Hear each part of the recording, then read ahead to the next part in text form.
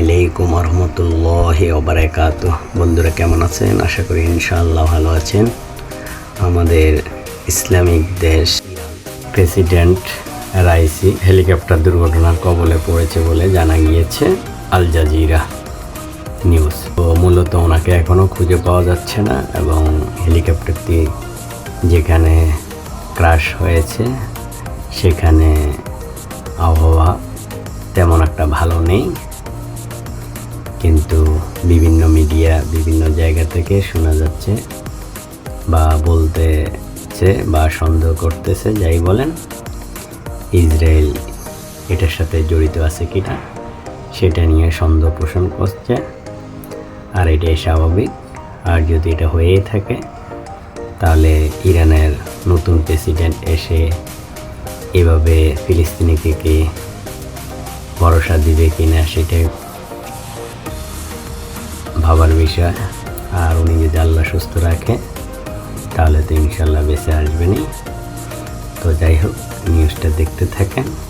ইরানের প্রেসিডেন্ট ইব্রাহিম রাইসিকে বহনকারী হেলিকপ্টার হঠাৎ মাটিতে আছড়ে পড়েছে। দেশটির রাষ্ট্রায়ত্ত টিভিতে এই তথ্য নিশ্চিত করা হয়েছে। ঘটনাস্থলে অভিযান চালানোর প্রস্তুতিও নেওয়া হচ্ছে। পরবর্তীতে এ ব্যাপারে আরও বিস্তারিত জানানো হবে বলে জানিয়েছে টিভি চ্যানেলটি। রোববার দেশটির পূর্ব আজারবাইজান প্রদেশের জোলফারের কাছে এই ঘটনা ঘটে। প্রেসিডেন্ট রাইসি শনিবার আজারবাইজানে গিয়েছিলেন। সেখানে আজারি প্রেসিডেন্টের সঙ্গে একটি ড্যাম উদ্বোধন করেন তিনি। দেশটির রাষ্ট্রায়ত্ত সংবাদ মাধ্যম আরও জানিয়েছে এই বহরে 3টি হেলিকপ্টার ছিল, যার মধ্যে 2টি নিরাপদে ফিরে এসেছে। যে হেলিকপ্টারটি আছড়ে পড়েছে সেটিতে প্রেসিডেন্ট ইব্রাহিম রাইসি ছাড়াও ছিলেন পররাষ্ট্রমন্ত্রী হোসেন আমির আবদুল্লাহিয়ান এবং আয়াতুল্লাহ মাহমুদ আলী হাসেম। তিনি এই অঞ্চলের ইরানের সর্বোচ্চ ধর্মীয় নেতার প্রতিনিধি ছিলেন। জ্বালানি মন্ত্রী আলী আকবর মেহরাবিয়ান এবং আবাসন ও পরিবহন মন্ত্রী মেহেরদাদ বাজারবাস অন্য 2টি হেলিকপ্টারে ছিলেন, যেগুলো নিরাপদে ফিরে এসেছে। দেশটির আধা সরকারি বার্তা সংস্থা তাসনিম নিউজ জানিয়েছে, প্রেসিডেন্টের হেলিকপ্টারে যারা ছিলেন তারা জরুরি বার্তা পাঠাতে সমর্থ হয়েছিলেন। ইরানের স্বরাষ্ট্রমন্ত্রী আমির ভাহিদি জানিয়েছেন, একাধিক উদ্ধারকারী দল ঘটনাস্থলে যাচ্ছে, তবে তাদের সেখানে পৌঁছাতে সময় লাগবে, কারণ বর্তমানে সেখানে প্রতিকূল আবহাওয়া বিরাজ করছে। সরকারি সংবাদ মাধ্যম ইরনা নিউজ জানিয়েছে, প্রেসিডেন্ট ইব্রাহিম রাইসিকে বহনকারী হেলিকপ্টারটি নিজমার নামের একটি বন ও পাহাড়ি অঞ্চলে বিধ্বস্ত হয়েছে বলে ধারণা করা হচ্ছে। তবে প্রেসিডেন্ট রাইসি কি ধরনের হেলিকপ্টারে ভ্রমণ করেছিলেন সেটি এখনো নিশ্চিত হওয়া যায়নি। বিভিন্ন ধরনের হেলিকপ্টার ব্যবহার করে, তবে কয়েক দশক ধরে পশ্চিমা দেশগুলো নিষেধাজ্ঞা দিয়ে রাখায় নতুন হেলিকপ্টার অথবা যন্ত্রাংশ ক্রয় করতে পারে না দেশটি। বর্তমানে ইরানের কাছে যেসব হেলিকপ্টার রয়েছে সেগুলোর বেশিরভাগই 1979 সালের ইসলামিক বিপ্লবের আগে। কাতার ভিত্তিক সংবাদ মাধ্যম আল জাজিরার এক সাংবাদিক তেহরান থেকে জানিয়েছেন, হেলিকপ্টার বিমান ইরানে যেগুলো ব্যবহার করা হয় সেগুলো সবই পুরনো। এ কারণে ইরানে প্রায়ই এ ধরনের দুর্ঘটনা ঘটে থাকে। ভারতে কেউ চিকিৎসার জন্য যদি যেতে হয় তাহলে আর চিন্তা করা আশা করি লাগবে না, কারণ 24 ঘন্টার ভিতরেই এখন ইন্ডিয়ার ভিসা হবে।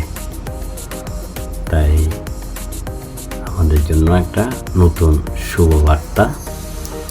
আর বাংলাদেশ ভারত তো অ্যাকচুয়ালি দুর্নীতিতে ফার্স্ট। এখন হয়রানি না হলেই হয়, কারণ দুই গভর্নমেন্ট যেই বিষয়টা নিয়ে কাজ করেছে সেটা আসলে আনন্দের বিষয়। 24 ঘন্টা এখন ভিসা পাওয়া যাবে এবং তাৎক্ষণিক চিকিৎসার জন্য ভারতে যাওয়ার জন্য যারা চিকিৎসা করতে চান এবং ইমার্জেন্সি রোগী তারা ইনশাআল্লাহ 24 ঘন্টায় ভিসা পেয়ে ইন্ডিয়া যেতে পারবেন। তো দেখেন পলিসি কী এবং কী বিষয় নিয়ে তারা বিষয়গুলো দিবে, এবং তারা মূলত অনলাইনে একটা তথ্য প্রযুক্তি চালু করেছে, যেটার মাধ্যমে আপনি 24 ঘন্টায় ভিসা পাবেন। তাহলে দেখেন। ওকে। চিকিৎসার জন্য বাংলাদেশিদের পছন্দের শীর্ষে ভারত। প্রতি বছর হাজার হাজার বাংলাদেশি চিকিৎসার জন্য ছুটে যান প্রতিবেশী দেশ ভারতে। তবে এতদিন ধরে দেশটিতে যেতে বড় ভোগান্তি ছিল ভিসা সমস্যা। এবার সেই ভোগান্তির দিন শেষ হচ্ছে। এখন থেকে খুব সহজে মাত্র একদিনেই মিলবে ভারতের ভিসা। বাংলাদেশ থেকে কেবলমাত্র যারা ভারতে চিকিৎসা নিতে যাবেন তারাই পাবেন এ বিশেষ সুবিধা। ভারত সরকার বাংলাদেশিদের খুব কম সময়ে মেডিকেল ভিসা দিতে একাধিক পদক্ষেপ নিয়েছে। শর্ত সাপেক্ষে আবেদন করলে একদিন পরেই বাংলাদেশিরা পাবেন এই মেডিকেল ভিসা। তার জন্য তৈরি করা হয়েছে একটি বিশেষ পোর্টালও। আগে ভারতে যাওয়ার জন্য ভিসা পেতে কিছুদিন অপেক্ষা করতে হতো বাংলাদেশিদের, কিন্তু এখন অনেক কম সময়ে এই ভিসা দেওয়া হচ্ছে। এটা যাতে আরো কম সময়ে দেওয়া যায় সেই জন্য ভারতের কাছে আবেদনও করেছে বাংলাদেশ। এদিকে বাংলাদেশে অবস্থিত ভারতীয় হাই কমিশন জানিয়েছে আবেদন করার একদিনের মধ্যেই বাংলাদেশিদের মেডিকেল ভিসা দেওয়ার ব্যবস্থা এরই মধ্যে সম্পন্ন হয়েছে। শারীরিক অসুস্থতার সঙ্গে কোনোভাবেই আপোষ করা যায় না, তাই সাধারণ মানুষ যাতে দ্রুত সময়ের মধ্যে চিকিৎসা পেতে পারেন সেই জন্য এই উদ্যোগ নেওয়া হয়েছে। চিকিৎসার জন্য ভারতে যাওয়া বাংলাদেশিদের সংখ্যা প্রতি বছরই বাড়ছে। তারা প্রধানত চিকিৎসা নিতেই ভারতে যান। এ কারণে তাদের সুবিধা দেওয়ার জন্য একটি বিশেষ পোর্টাল চালুর কথাও জানিয়েছিল পশ্চিমবঙ্গ সরকার। তাতে আবেদন করার সর্বোচ্চ 48 ঘন্টার মধ্যেই মেডিকেল ভিসা দেওয়ার ব্যবস্থা করা হয়েছে। ওই রাজ্যে চিকিৎসা করাতে আসা বাংলাদেশিদের দ্রুত ভিসা দিতেই এই নির্দিষ্ট পোর্টাল চালু করার পরিকল্পনা করে রাজ্য সরকার। ভারতের স্বাস্থ্য কর্মকর্তারা জানিয়েছেন ভিসার প্রক্রিয়া সহজ হলে বাংলাদেশ থেকে আরো মানুষ পশ্চিমবঙ্গে চিকিৎসা করানোর জন্য আসতে পারবেন।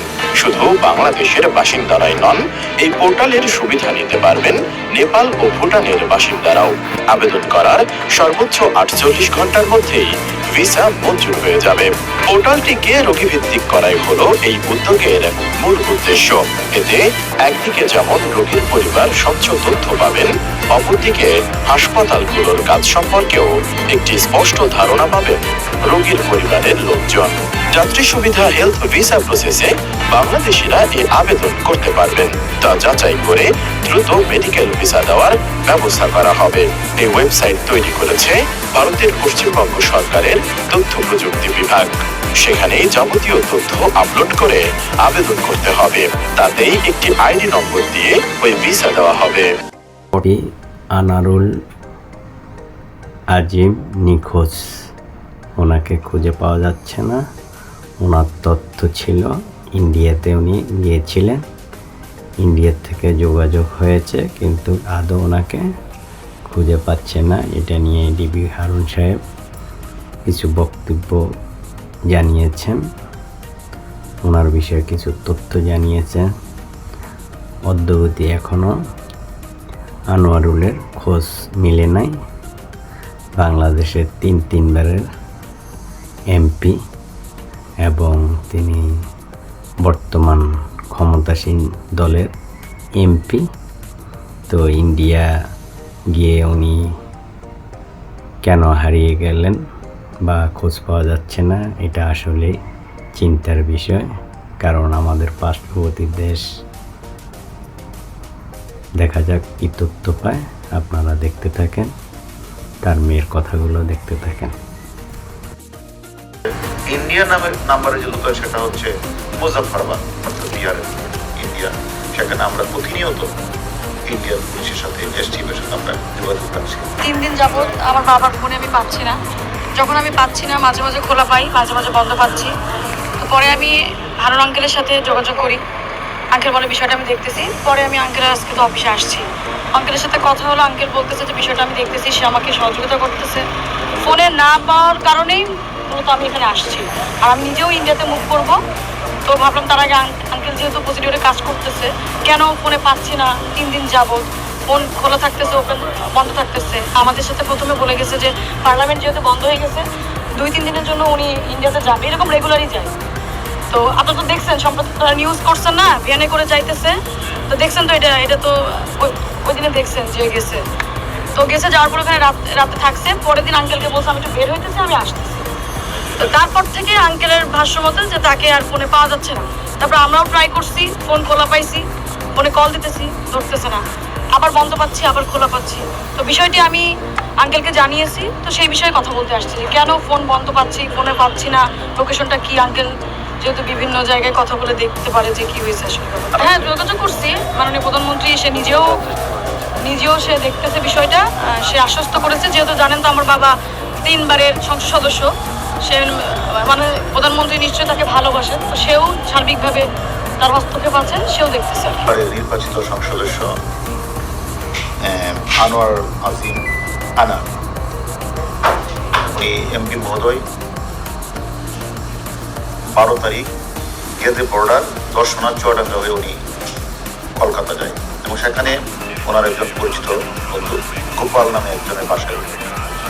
সকালে নাস্তা করে সে আসলে বের হয়ে যায়। বের হয়ে যাওয়ার পরে 13 তারিখ সন্ধ্যা মানে পড়তে গিয়ে মানে গোপাল তাকে মানে বলছে সন্ধ্যায় আসবে, আর আসে না।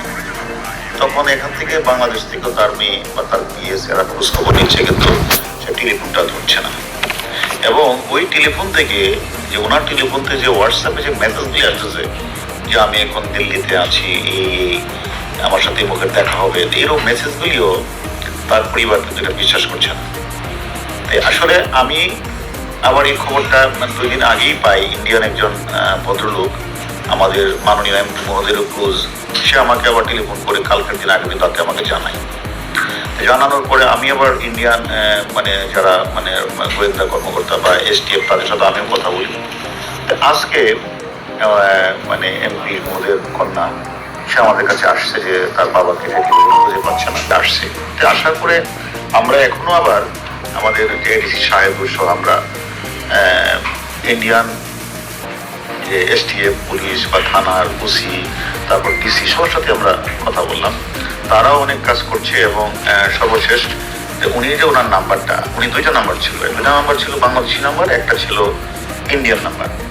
2টা নাম্বারই আমরা ইন্ডিয়ান পুলিশের সহযোগিতায় কিন্তু আমরা 2টা বাংলাদেশি ইন্ডিয়ান সহযোগিতা আমরা যেটা দেখলাম যে 16 তারিখ সকালে ভোরে 2টা কল দেয়। একটা কল দেয় হলো তার APS এর নাম্বারে ভোর মেবি 7টা বা 7:46 এরকম। আরেকটা আরো কল দেয় হলো তার মানে ঝিনাইদহ জেলা আওয়ামী লীগের সেক্রেটারি মিন্টু ভাইয়ের কাছে। এই 2টা বল একটা রিং দিয়েছে, কথা সকালবেলা তো কেউ টেলিফোনটা ধরতে পারে না। Subscribe with share and like. Press the bell icon. Thank you.